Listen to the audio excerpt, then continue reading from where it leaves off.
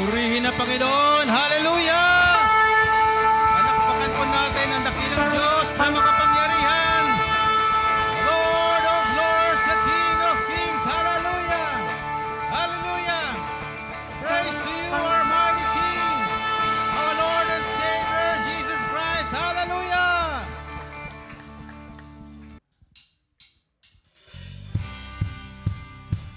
Hey!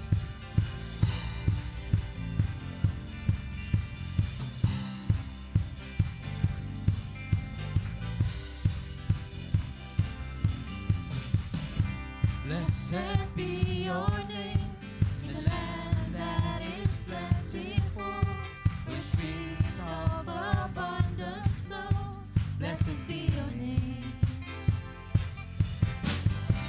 Blessed be your name when I found in the desert place, where I walked through the wilderness.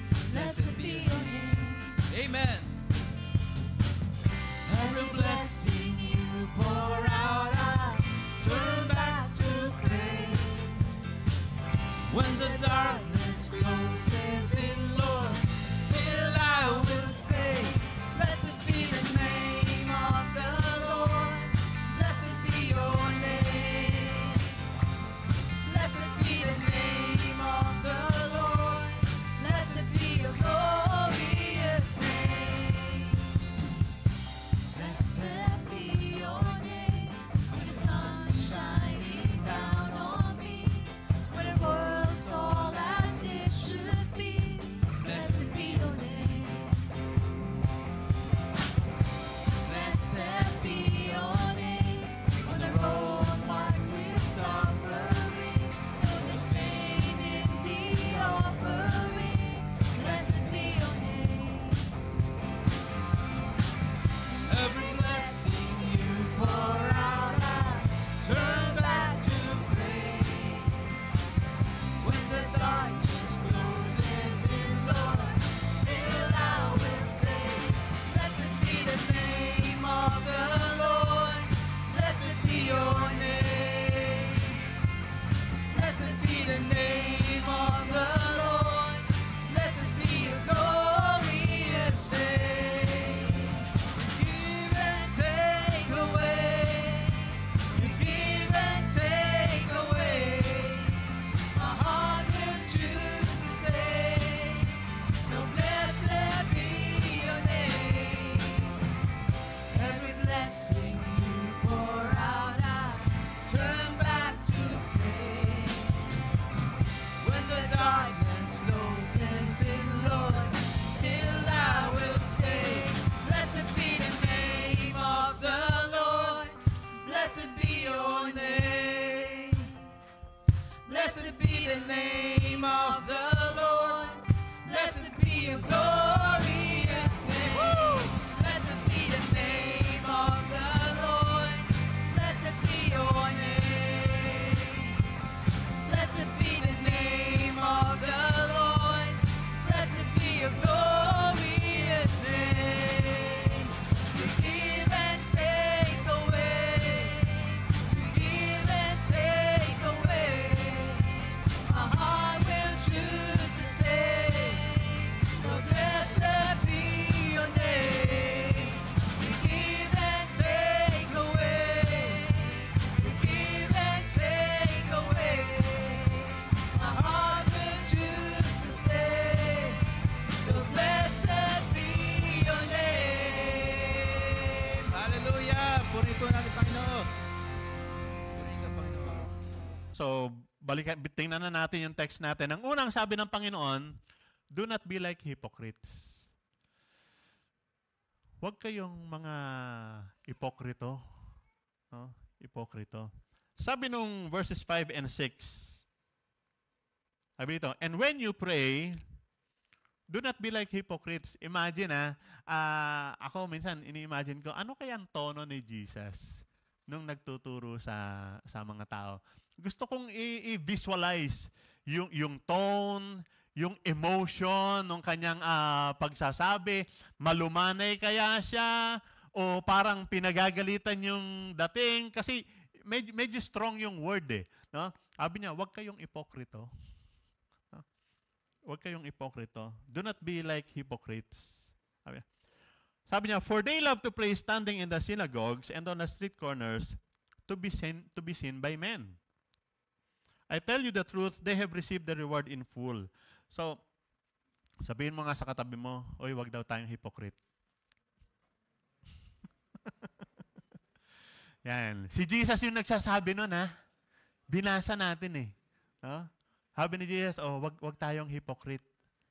Yung Greek word po na ginamit doon, yung hypocrites, no? Hypocrites, ang ibig sabihin po nun, an actor under an assumed character. Parang artista. No? Parang sino nga to? Si Papa Ray? Ayan, parang si Coco Martin. Si Coco Martin.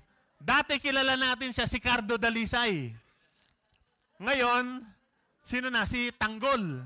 Di ba? Sabi niya, yung hypocrite, yung ipokrito, yun yung actor na, kumbaga, under an assumed character, ginagawa niya yung hindi naman talaga siya. Hindi naman talaga siya yun eh. Artista lang siya.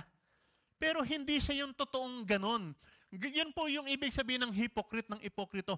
Hindi ka talagang ganon, pero ginagawa mo yun para makita nila na parang ganon ka.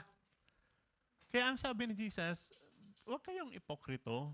Kasi yung mga ipokrito, sabi niya, magpipray sa synagogue kung saan maraming mga tao.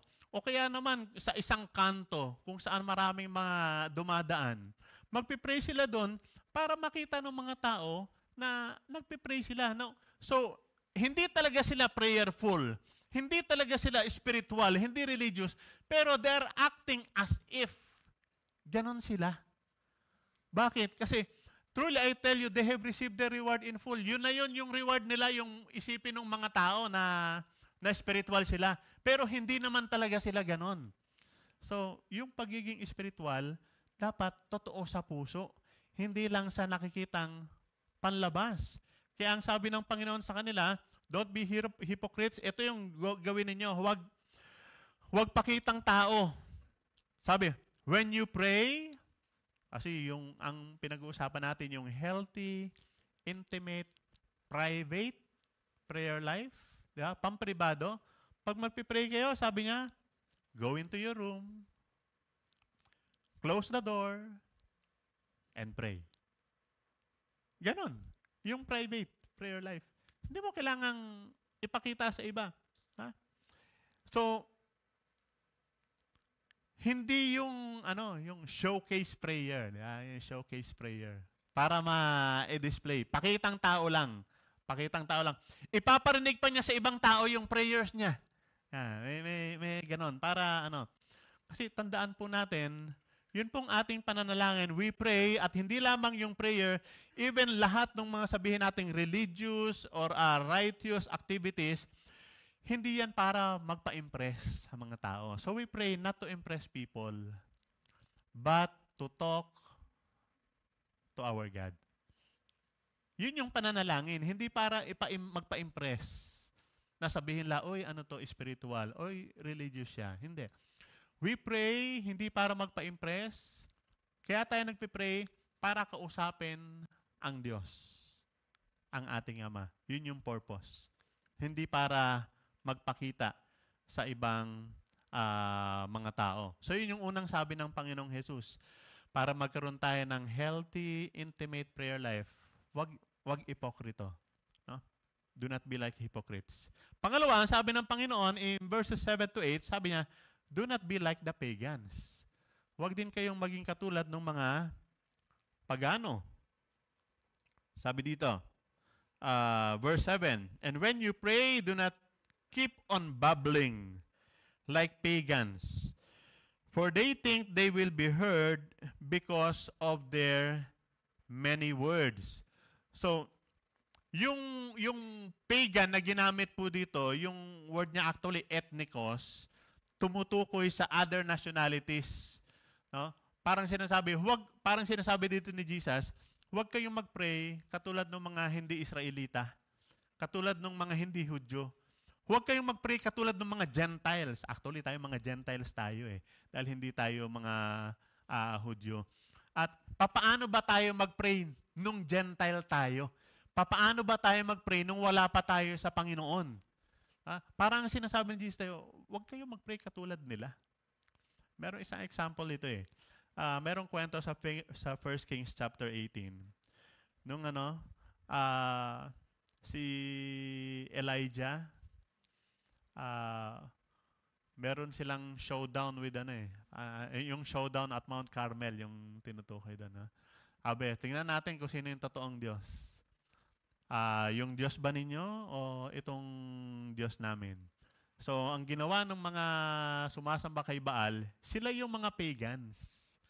Sila yung mga Gentiles. Sila yung mga non-Israelites. Anong ginawa nila? Lahat na ng pwedeng sabihin nating ritual, kung ano-anong mga sinasabi lang paulit-ulit ng mga pananalita, nagsasasayaw na sila, nag-iiyak na sila, at kung ano pang mga hindi naman sumagot din yung Diyos na pinagdadasalan nila. So, nag-pray si Elijah. Sabi niya, Panginoon, pakilala mo lang kung sino ka. And then, sumagot ang Diyos. So sabi, do not be like them. Yung pong babbling, pag sinabi pong babbling, kung titignan niyo yung definition niyan, sabi, it is making a continuous murmuring sound. Continuous murmuring sound. Talking continuously in a foolish, excited, or incomprehensible way. Pwede niyong i-google yan. Doon ko nakita itong definition na ito. Talking continuously in a foolish, excited, or incomprehensible way. Yung paulit-ulit na mga sinasabi na minsan mga walang kabuluhan, and sometimes we tend to, pagkang nag-weaponize tayo ng scripture, minsan yan yung ginagamit pang-atake. Doon sa alam nating marami sa atin, doon din naman nanggaling sa paulit-ulit din na pananalangin. So ang sabi ng Panginoon, do not be like them. Huwag kayong maging katulad nila. Yung mga pagans na paulit-ulit, yung mga panalangin, mga sinasabi nila, ilang ulit ba yan? Sabi, do not be like them. Bakit? Bakit hindi kinakailangan may ganoon? Kasi ang sabi ng Panginoon, alam naman ng tatay niyo kung anong kailangan niyo Hindi yan nadadaan sa dami ng salita. Hindi nadadaan sa paulit-ulit na Sabi, your Father knows what you need even before you ask. Baka sa isip nyo ngayon, alam niya naman pala, ba't kinakailangan pang mag-pray? Alam niya na. Pero tandaan niyo to. Ito ang madalas na example natin ko to kahit nung bago pa lang ako. Madalas yan, sabi, di ba? Ang sabi, your Father knows. Kumbaga, kahit sa magulang, di ba? Mga parents could relate to this. Alam mo, kailangan ng anak mo. But a lot of times, you wait for him to ask. Di ba? A lot of times, you wait for him to ask. Because, ang gustong makita ng tatay, ang gustong makita ng Diyos, ang gustong makita ng Ama, yung ating dependence sa Kanya. Yung ating intimate relationship sa Kanya. Yung ating pagtitiwala sa Kanya, yun yung gusto niyang makita. Kaya tayo lumalapit at dumadalangin. Pero tandaan nyo, hindi kailangan napakaraming mga salita. Sabihin mo na kung anong gusto mong sabihin. Let us not keep on babbling. Dahil alam niya na yan, kung ano yung kailangan natin. Because the words of our prayer, pagka tayo magpipray, the words of our prayers, dapat meaningful. At hindi lang basta routine na walang mga kabuluhan. So, to have a healthy and intimate private prayer life, may dalawang bagay na sinabi ang Panginoon. Sabi niya, do not be like hypocrites and do not be like pagans. Pagkatapos, tinuruan niya sila. Ganito kayo magpipray. Basta una, sabi, dalawangan lang muna. Huwag kayong ipokrito at huwag kayong parang mga pagano. Pagkatapos, ganito tayo dapat magpipray. And then tinuro niya yung mas kilala sa tawag na the Lord's Prayer. Alam niyo yan, di ba? The Lord's Prayer. So, maraming tao alam na alam mo ito eh. Actually, milyon-milyon, hindi lang sa Pilipinas, sa ibang mga lugar. At marami, kaya na lang i-recite ito. Memorize yan. Kaya lang, minsan, merong tendency na maging empty words yan. At alam niyo, nakakatuwa, hindi ko alam kung ganito rin yung dating sa inyo. Marami ang pagkaalam dito sa The Lord's Prayer, is a form of punishment. Di ba? Sa nakagisnan, ganito. Magsasabi ka, may kasalanan ka. Ito kasalanan mo. Pagkatapos sasabi, yan kasalanan. O sige, magdasal ka ng 30. So, parang punishment siya, no? Parusa. No? Dahil may kasalanan ka, magdasal ka 30 ganito. No? At pagkatapos niyan, okay ka na. Parang ganun yung dating. Pero sa church history actually, hindi naman actually punishment yon. Pag sinabing, magdasal ka ng... Ang intention nun is, by praying it repeatedly, ay merong opportunity yung tao na magme-meditate. I-meditate niya yung words, yung content, yung laman. At pagkang nag-meditate, ay magiging... personal talaga yung prayer niya. At imagine mo kung 30 ulit, lumalagpas ba? Umabot ba ng 100 times yung prayer na gano'n? Hindi naman siguro, no? Hanggang 30 lang, no? O 50. Mga gano'n. Tumitingin ako dun sa nakaalam kong gumagawa doon. No? So, pero gano'n yung intention. Pero marami ang intindi dito, parang punishment. Kaya nga, pagkang nire-recite na lang siya yung The Lord's Prayer, about 30 times, ayun, nagiging routine na lang siya. Empty na. Wala nang meaning. At ang attitude minsan, sige na, para matapos na lang, mabigay yan. Total, yun yung requirement, yun yung criteria. Sige, Rizal, Ama namin, sumasalangit ka. Ilan na ba? Baka lumagpas. Parang ganon. Dating parang punishment. But, itinuro ito sa atin ng Panginoon para maging model. Example. Sabi niya, don't be like hypocrites, don't be like Gentiles, and then ganito kayo magpipray. At meron tayong lesson na makikita dito sa prayer na ito. Una, ang dapat na maging malinaw sa atin dito sa prayer is, kanino ba tayo nagpipray? To whom we should pray. Kanino ba? So, makita natin doon sa verse. Verse 9 sabi, this then is how you should pray. Ganito kayo mananalangin. Our Father in heaven, diba? And then, yung sa naunang verse, in verse 6, sabi, when you pray, go into your room, sarado mo, and pray to your Father, who is unseen. Then, your Father, who sees what is done in secret, will reward you. Ito yung sinasabi ng Panginoon, tinuturo niya.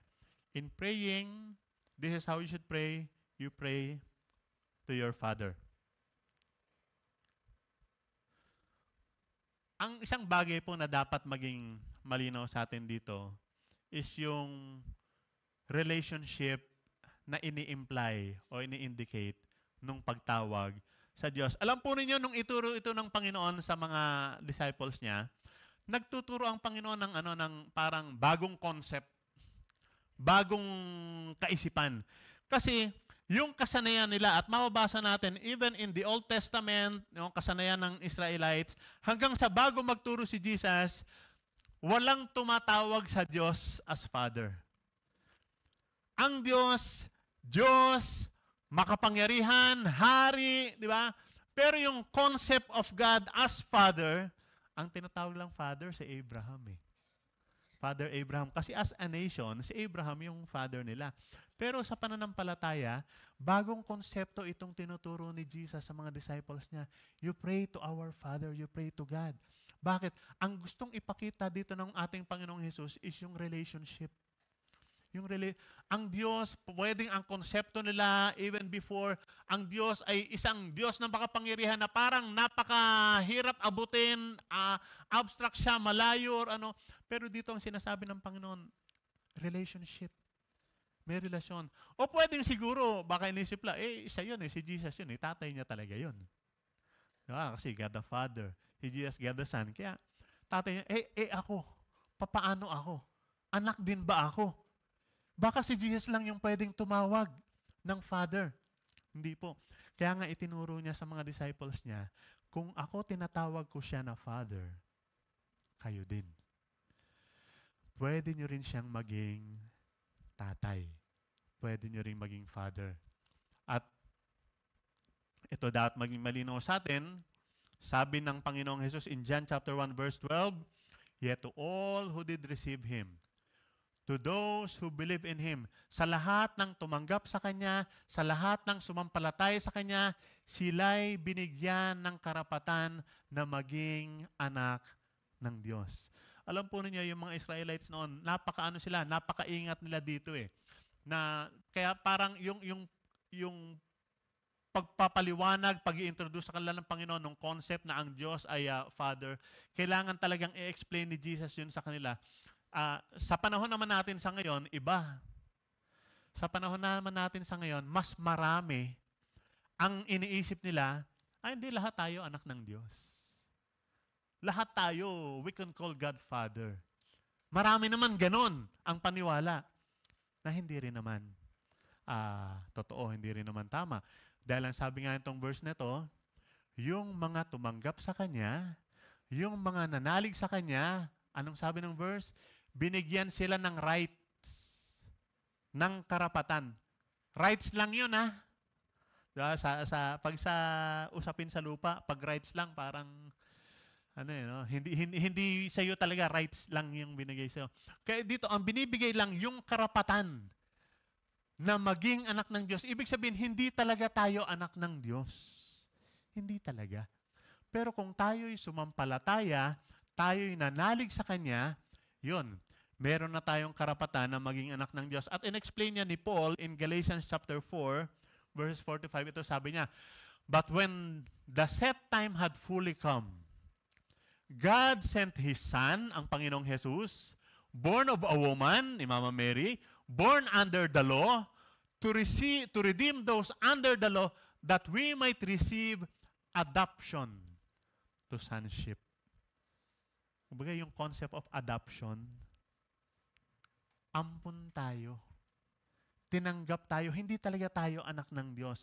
Pero dahil sa ating pagtanggap sa Kanya, dahil sa ating pananalig sa Kanya, binigyan tayo ng karapatang maging anak ng Diyos, then we were given the right to become children of God. We received adoption. Tinuring na tayong kasama sa pamilya ng Diyos. That is why, ang sinasabi ni Jesus sa pagtuturo niya sa mga disciples niya sa prayer, ang prayer, kung kayo mananalangin tayo sa ating Ama. Ang lahat ng sumampalataya, lahat ng tumanggap kay Jesus ay binigyan ng karapatang maging anak ng Diyos. Therefore, siya yung naging Ama natin. At bilang Ama, naalala ko nung nag-celebrate tayo nung, kailan nga yung Father's Day? June, di ba? Third Sunday. Pag uwi ko ng bahay, while scrolling my phone dun sa Facebook, meron akong isang kaibigang pastor, post niya, lahat na ba kumanta na ng He's a good, good Father. It's who you are. It's who you are. It's who you are. Parang sabi niya, lahat ata ng church kinanta itong kanta na to ngayong araw na to. He's a good, good Father. So, yung relationship kasi, na tayo'y naging anak ng Diyos, at tayo naging anak ng Diyos, nung si Kristo na kanyang bugtong na anak ay isugo niya, ipadala niya sa lupa, namatay doon sa krus, bilang handog sa ikapagpapatawad ng kasalanan natin, at sino mang sasampalataya, sino mang mananalig at kikilalanin sa bilang Panginoon tagapagligtas, ay binigyan ng karapatan na maging anak ng Diyos. Therefore, pwede na siyang tumawag sa Diyos na Ama. Kung hindi pa, hindi pa. Hindi pa. So, kanino tayo mananalangin? Sa ating Ama, sa ating Diyos. At ang pwede lang tumawag ng Ama sa Diyos, yung mga taong binigyan ng karapatang maging anak ng Diyos, yung mga binigyan ng adoption, dahil sa kanilang pananalig sa ating Panginoong Jesus. So, pagkatapos sabihin ni Jesus, dito kayo magpipray sa ating Ama. ang susunod na tanong, anong ipagpipray natin? What should we pray? Alam po niyo dito sa the Lord's Prayer, may tinuturo ang Panginoong Jesus na 6 things na dapat ipinagpipray natin. Kaya sabi niya, when you pray, this is how you should pray. This then is how you should pray. Our Father in heaven. So, sa Diyos tayo mananalangin. And then, merong unang 3 prayer request na nandito. Sabi, this then is how you should pray. Our Father in heaven, hallowed be your name, your kingdom come, your will be done on earth as it is in heaven. Na-consider nyo ba na prayer request yan? Yan ba'y hinihiling? Pero sa pagtuturo ng Panginoong Jesus, tinuturo niya, ito yung dapat na ipinagpipray natin. Pansinin po natin yung binabanggit dyan. Your name, your will, your name, your kingdom, your will. At ang bawat isa sa kanila, nagpapakita nung hangarin, nung nananalangin, nung tao nagpipray, meron siyang hangarin, meron siyang request, at ang gusto niya ay papurihan ng Diyos. Mabigyang kaluguran ng Diyos. Madalas, pagka nagpe-pray tayo, ang prayer natin, ang content madalas, kung ano yung kailangan. Di ba? Lord, wala akong pera ngayon. Wala akong pera. Lord, merong may sakit. Kailangan ng kagalingan. Panginoon, may nag-a-apply ang ganito, ganyan. Normally, ganoon. Pero, hindi nabibigyang pansin, yung itinuro ng Panginoon na pananalangin, meron siyang naunang 3 prayer request na ang nilalaman na ito ay para sa kaluwalhatian ng Panginoon. Anong ibig sabihin doon? Sabi niya, Our Father in heaven, hallowed be your name. Hallowed be your name. Yung word na hallow, ang ibig sabihin doon ay magbigay respeto. Magbigay galang. No? Magbigay galang. So, may we respect and honor you as God. So, ang ipinagdadasal ng isang taong nagdadasal, sabi, ang unang hihilingin mo ay mabigyang respeto mo, mabigyang honor, mabigyang galang mo ang Diyos. When we speak of God's name, ang ibig sabihin tinutukoy natin doon, siya mismo. Sabi, hallowed be your name. Mairespeto ka namin, maigalang ka namin. Mga real talk, mga tanong na do you respect and honor God in your prayers?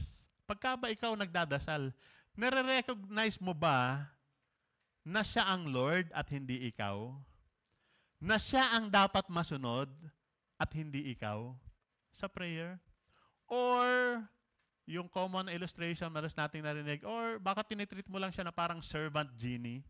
Parang siya yung servant, sasabihin mo, kailangan ko to. Ibigay mo to sa akin. Ito, 1, 2, 3, ito yung listahan ko. Inuutusan mo ba si Lord sa prayer mo? O para kang nakikipag-deal sa business? Minsan, deal sa business, may bargaining. Lord, bigay mo sa akin to, and then ito, bibigay ko sa iyo. Lord, magsiserve ako, basta ganito, Lord, ha? Lord, susunod ako, basta ganito, Lord, ha? So, in prayer, sabi, Lord, hallowed be your name. Matuto sana kami, Lord, turuan mo kami to respect you and to honor you as our God. Hallowed be your name. Hindi demanding sa prayer. Tanong mga katabi mo, demanding ka ba sa prayer? Sino dito yung demanding mag-pray? Pagka demanding ka, you don't respect God. You don't honor Him as God. Parang ikaw ang Diyos. Pagkang ganon yung prayer mo. So, hindi tayo demanding. We give honor, we give respect to our God. Pag sinabi mong, Our Father, hallowed be your name, ang totoong sinasabi mo, Our Father, may we respect you and honor you as our God. Yan. And then, ano yung kasunod? Our Father, hallowed be your name, your kingdom come. Yun yung pangalawang prayer request. Your kingdom come. Ano sa Tagalog yun? Mapasa amin ang kaharian mo. Parang hindi daw tama yung pagkatagalog niya, mapasa amin ang kaharian mo. No? Parang yung kaharian niya gusto mong maging sa'yo.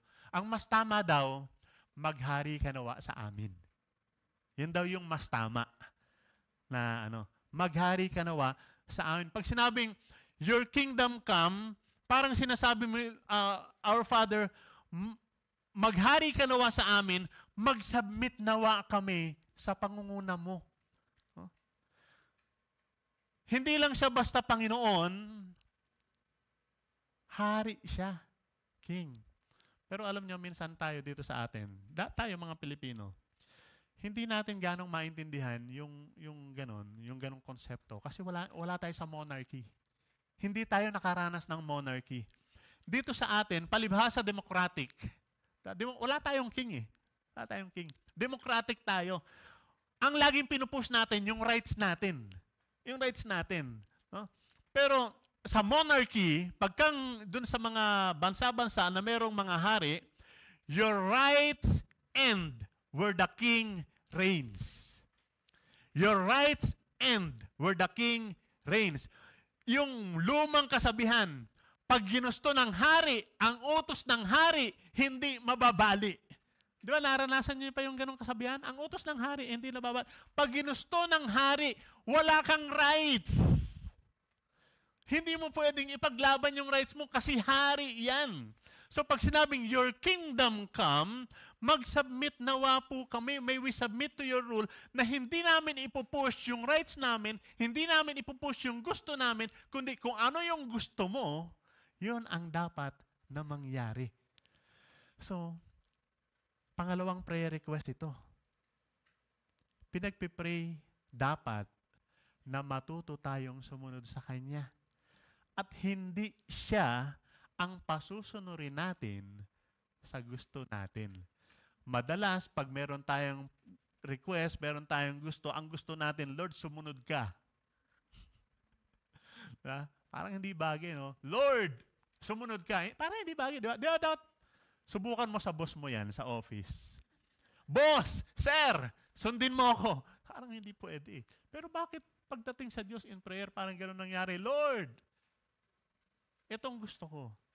Hindi. Ang ipinagpipray dito, ang tinuturo ni Jesus dito, ipagpray mo na matuto kang sumunod. May we submit to your rule because you are the king. Sabihin mo sa katabi mo, pag-pray mo, maging masunurin tayo. Yan. Pag-pray mo, maging masunurin tayo.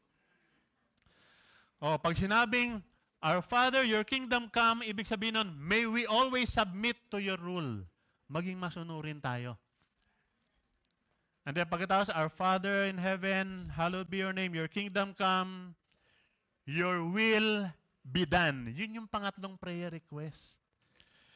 Your will be done. Anong ibig sabihin ng your will be done? Parang sinasabi mo, Lord, kung ano yung gusto mo. May we do what you want us to do. Lord, kung ano yung gusto mo. Ang pinagpipray mo ganito, Panginoon, sabihin mo sa akin kung anong gusto mo, yun yung gagawin ko. Yun, yung your will be done. Yung gagawin mo kung ano yung gusto ng Diyos. At pwedeng isa pang application nito, yung gugustuhin mo yung gusto ng Diyos. Sa totoong usapan, maraming gusto ang Diyos, inaayawan natin. Sa halip, ang pinupurso natin, ang sinusunod natin, ang ginagawa natin, yung gusto natin. So, ito, mag-analyze tayo, mag-isip-isip tayo. Ito bang pinupurso ko? Ito bang ginagawa ko? Ito ba yung gusto ng Diyos? O ito yung gusto ko? Pag nagpipray tayo ng, Lord, may your will be done. Ang sinasabi mo, Lord, yung gusto mo, yun yung gagawin ko. Lord, yung gusto mo, yun yung gugustuhin ko. Hindi, Lord, hindi yung alam natin, ito yung gusto ng Diyos, pero ipipilit natin, ito yung gusto ko, Lord. Lord, sige na, please. Buti nga sana kung may ganun pa eh. No?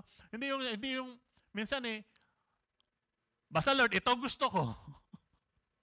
No? Di ba Lord, mabait ka naman? Bigay mo sa akin itong gusto ko. Pag sinabing, your will be done, may we do what you want us to do. Magawa sana namin yung gusto mo at yung gusto mo, yun yung gustuhin namin. So tingnan natin, yung unang tatlong prayer request. at i-analyze natin yung prayer natin. Ganito ba tayo mag-pray? Pinagpipray ba natin to? Lord, may we respect you and honor you as God. Hinihiling ba natin sa Panginoon, Lord, may we submit to your rule? Lord, may we do what you want us to do. Yun yung sinasabi ni Jesus, yung tinuturo ni Jesus, sabi niya, this is how you should pray. Ganito kayo magpipray. Ipag-pray nyo na ma-honor at ma-respeto nyo ang Diyos. Ipag-pray nyo na mag-submit kayo sa paghahari niya. Ipag-pray ninyo na magawa ninyo kung ano yung pinagagawa niya. Yun yung unang tatlong prayer request. No? At pagkatapos, sa last part ng verse na yan, sabi, Our Father in heaven, hallowed be your name. Your kingdom come, your will be done on earth. Your will be done on earth as it is in heaven. On earth as it is in heaven. Bakit? In heaven, sa kalangitan, God is honored. In heaven, He is the sovereign ruler. In heaven, ang lahat doon sumusunod sa Kanya. In heaven, kaya sabi, on earth as it is in heaven, ganun na yung nangyari. Kaya ang prayer, Lord, kung anong nangyayari sa heaven, kung saan ikaw ay nire-respeto at ino-honor, kung saan ikaw ay sinusunod, kung saan yung gusto mo siyang nangyayari, Lord, kung anong nangyayari sa heaven, ganun din sana dito on earth, kung saan ako naroroon. Parang sinasabi mo sa prayer, Lord, kung anong nangyayari sa heaven, turuan mo ko para magawa ko rin yan dito sa earth. So, hallowed be your name, your kingdom come, your will be done on earth, dito. Kung papaanong yon ay nangyayari sa heaven. Why? Because tayo, bilang mga sumasampalataya sa Panginoon, tayo, bilang mga anak ng Diyos, binigyan ng karapatang maging anak ng Diyos, we were adopted into His family, we are already citizens of heaven. That is why ang sinusunod natin dapat yung rules ng heaven. Kaya sabi, hallowed be your name, your kingdom come, your will be done here on earth as it is in heaven. Kasi taga-heaven din ako eh. Kaya dito pa lang, ginagawa ko na, nangyayari na yung nangyayari in heaven. Yun yung unang tatlong prayer request. Ang susunod na mga prayer request, eto na. Ang madalas, nalalaktawan na natin tong tatlo na to eh. Madalas, andito na tayo sa kasunod. Give us today our daily bread. And forgive us our debts as we also have forgiven our debtors. And lead us not into temptation, but deliver us from the evil one. So, yun yung unang tatlo. Ang pang-apat na prayer is that we pray for provision. We pray for provision. Yun yung sinisimbolize nung daily bread. Yung pang-araw-araw na pangailangan. At hindi lang tinapay yan, pwede rin kanin at ulam. No? Ibig sabihin, hindi lang siya pagkain. Pwede rin yan yung pambayad ng kuryente, tubig. Pwede rin yan yung pang-tuition fee.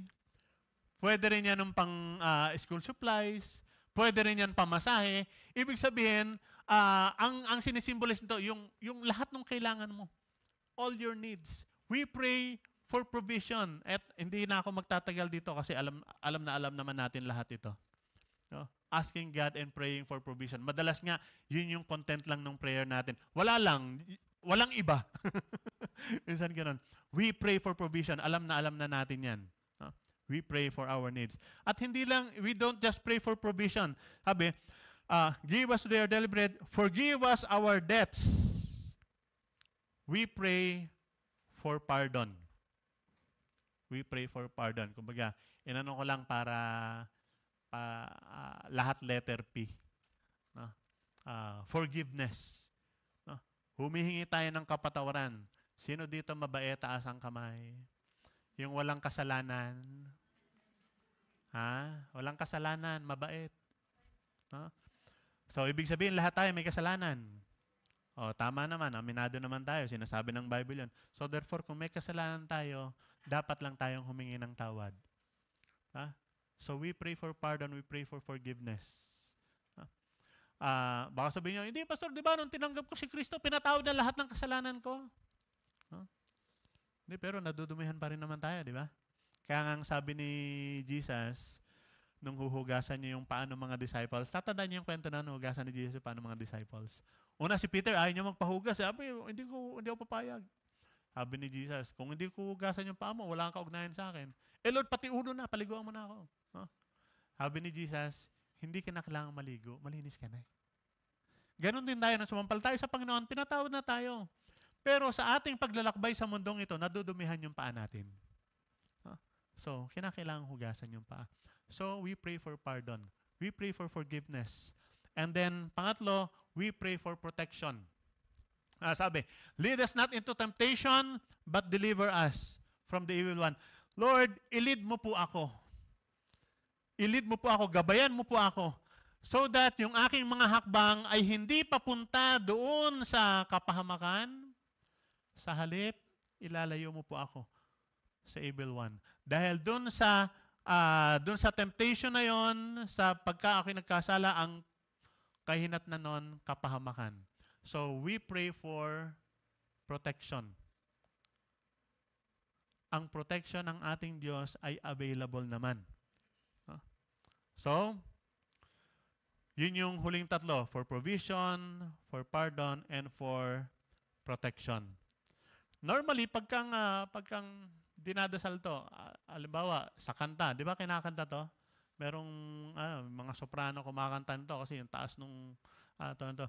Normally, ayan, sa bandang dulo, normally, ang ending nito, for yours is the kingdom and the power and the glory forever. Sa hawak niyong Bible, nandun yun. Tingnan nyo nga yung hawak niyong Bible, kung nakasulat yun. For yours is the kingdom and the power and the glory forever. Amen. Sino yung nasa Bible niya yun?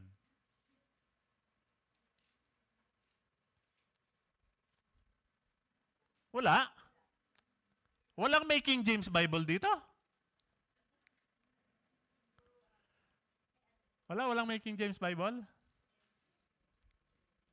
Sa King James Bible, nandun yun. Wala siya sa NIV, wala siya sa ESV, wala siya sa NASB. Pero kung NIV yung Bible na hawak nyo, nagsuot ako ng salamin, kasi nandito sa bandang ibaba, merong tinatawag na footnotes. Footnotes. Nandito sa bandang ibaba, sabi, some late manuscripts, nakalagay, for yours is the kingdom and the power and the glory forever. Amen. So, wala doon. Pero nandito sa baba. Pero may explanation naman. Yun daw ibang mga late manuscripts na pinagbasihan, makikita yon. Pero sa King James, isinama niya yon. Isinama niya yon. Baka biglang nagtatanong kayo, ba't ganun, Pastor? May kulang pala tong Bible? O, gagawin ko na tuloy itong plugging. Yung ating TNT, sa Tuesday magsisimula. Ano nga ang topic natin sa TNT?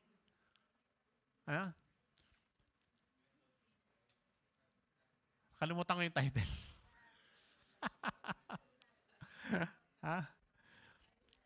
Bible study methods. Ayan, Bible study methods.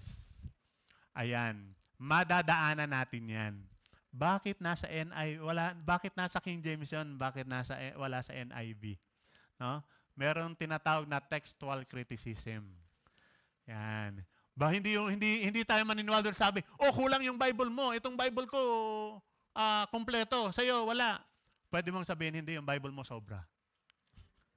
Hindi. Walang ganon. Kumbaga, may explanation bakit nandun sa King James at wala sa NIV. Gusto nyong malaman yung sunod-sunod na pag-aaral natin pag Tuesday online. No? Bible study methods, madadaanan natin yan. Bakit yung version na to meron, yung version na yun wala. So kung interested kayo, so sa Tuesday simula na yung ating TNT na Bible study methods. No? Bible study methods. So, siguro, kaya ngayong sabi dito sa footnote, Yung ibang manuscripts, yung late manuscripts, meron yun. Kasi, parang, halimbawa kung yun ipagpe-pray nyo, Our Father in heaven, holy be your name, your kingdom come, your will be done on earth as it is in heaven. Give us this day our daily bread, forgive us our debts as we forgive those who debt against us. And lead us not to temptation, but deliver us from evil. Tapos na. Di ba parang bitin? Hindi, kayo nga, titingnan, di ba parang bitin? Siguro kaya nagkaganon, kasi yung mga scribes, no, yung mga, kasi naman dati walang printing press eh. Dati walang printing press, yung original na, yung Bible na nakasulat, para magkaroon ng maraming kopya, may mga scribes na kokopyahin yan. Isusulat nila para magkaroon ng maraming copy. Siguro merong nagsusulat, parang bitin yung prayer. Dagdagan ko nga, for yours is the kingdom, and the power, and the glory. Kaya yung ibang manuscripts meron. Sabi yung late manuscripts. Yung mga naunang manuscripts, walang ganon. Kasi parang nabitin sila. Imagine walang amen man lang dun sa prayer. Huh? Pero total, pinag-uusapan na rin lang natin yung footnote. Itong prayer ng Panginoon na itinuro niyo sa atin, merong footnote. Merong footnote. Sabi, lead us not to temptation, but deliver us from the evil one. Actually, tapos na yung prayer doon eh. Tapos na. Pero merong footnote sa baba. Ito hindi siya kasama sa prayer. Parang explanation nung panglimang request, yung pray for pardon, pray for forgiveness. Kaya merong explanation. So parang may footnote, nag-footnote si Jesus sa baba. Hindi na kasama sa prayer to ha. Explanation na lang ito. So merong important condition. Sabi niya, for if you forgive men when they sin against you, your heavenly Father will also forgive you. But if you do not forgive men their sins, your Father will not forgive your sins. So merong isang mahalagang kondisyon na itinuturo ni Jesus in praying. Di ba nagpe-pray ka for pardon, nagpe-pray ka for forgiveness, humingi ka ng tawad sa Diyos. Ito yung, after na ng prayer, in-explain niya. If you forgive other people their sins, patatawarin ka. Pag hindi ka magpatawad, hindi ka rin patatawarin. So, it's just important for us to learn, hindi lang tayong humihingi ng tawad, kinakailangan din tayo ay magpatawad. And mind you, maraming mga pag-aaral, marami pong nagsasabi, ang isa na nagiging hindrance, ang isang hadlang ngayon sa marami, kaya hindi, parang walang nangyayari sa prayer, parang hindi dinidinig yung prayer, kaya parang hindi nagpa-prosper, is the attitude of unforgiveness. Pagka meron kang kinikim-kim na galit, pag meron kang kinikim-kim na sama ng loob, pagka merong nakagawa ng kasalanan sa iyo na hindi mo pa pinapatawad at ayaw mong i-let go, gustong-gusto mong singilin, gustong-gusto mong pagbayaran niya yung kasalanan ginawa niya sa iyo. Samantalang ikaw, yung kasalanan mo, hindi mo na pagbabayaran dahil pinatawad ka na ng Diyos. The attitude or having an unforgiving spirit is one big hindrance when it comes to prayer. Sabi mo sa katabi mo, patawarin mo na. Patawarin mo na. Ha? Kasi humingi ka naman na ng tawad sa Diyos eh. At yung Diyos, pinatawad ka na eh. Patawarin mo na rin. Kasi pag hindi mo pinatawad, yan yung unforgiving spirit, hindrance yan. Kaya hindi mo maranasan talaga yung ginagawa at gagawin ng Diyos sa buhay mo. Now, hopefully, naunawaan po natin yung itinuro sa atin ng ating Panginoon on how we can have a healthy and intimate private prayer life. And then sabi ni Charles Stanley, pagkang healthy and intimate yung private prayer life, from there, yung active participation in corporate prayers, it will stream. Diyan sa dadaloy. We have the Lord's Prayer as our model. At ma-appreciate lang natin ito ng gusto. Kumbaga, hindi na siya yung parang punishment na ibinigay sa atin, na uulit-ulitin lang natin, na walang kabuluhan yung laman ng prayer. Naunawaan na natin yung intensyon, kung kanino tayo nag-pray, kung ano yung ibig natin, ano yung ipagpipray natin. Then, kung gagamitin natin itong model,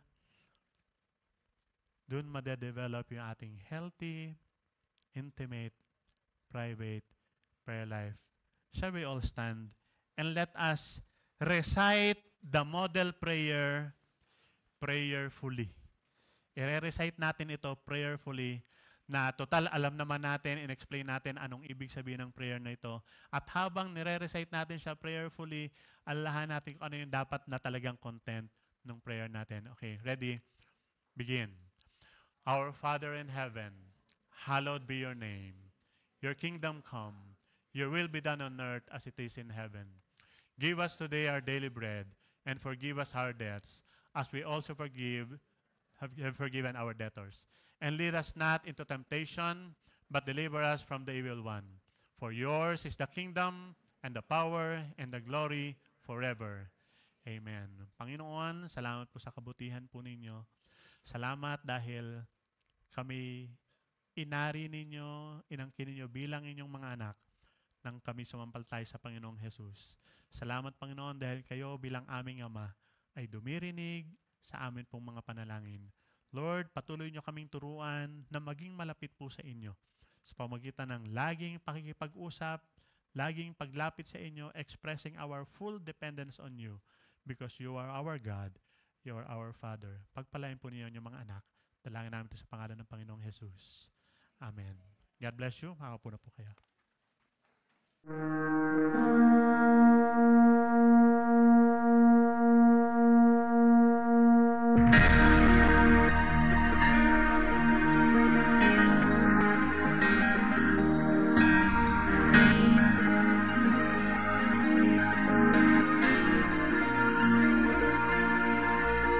Make us your showcase, an attraction for you.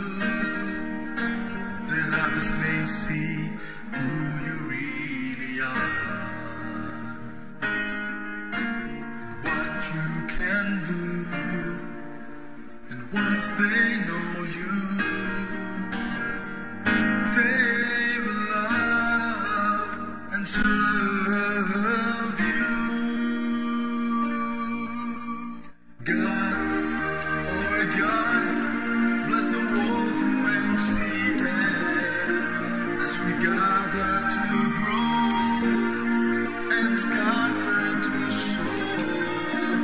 Your kingdom be established in our hearts and